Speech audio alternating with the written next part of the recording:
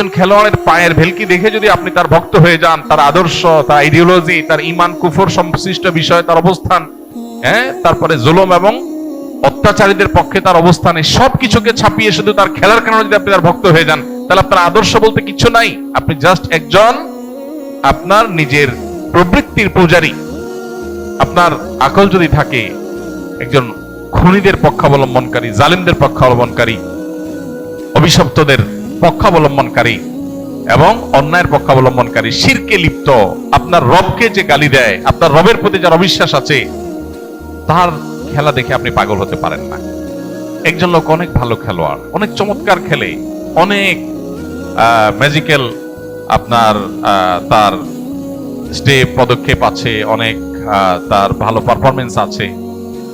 এই লোকটা আপনার মাকে যদি কটু কথা বলে এবং বলে যে আপনার জন্মের ঠিক নাই, আপনার বাবা এই লোক না, আপনার মার চরিত্র খারাপ, অন্য কারোর কাছ থেকে এই সন্তান তিনি জন্ম দিয়ে এনেছেন, এই কথা যদি আপনার মা সম্পর্কে কেউ বলে, আপনার মায়ের ব্যাপারে যদি কারোর বিশ্বাস থাকে এরকম আপত্তিকর, সে যত বড় খেলোয়াড় হোক, আপনি যদি কুলাঙ্গার সন্তান না হয়ে থাকেন, তাহলে আপনি তার ভক্ত হতে পারেন না।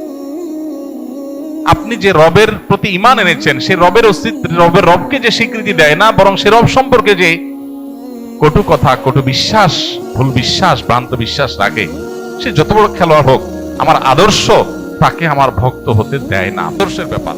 আর যার কাছে ঈমান নামকে আসতে আছে, মুসলমান নামকে আসতে, সে আজকে এর পিছনে দৌড়াচ্ছে, কারকে পিছনে দৌড়াচ্ছে।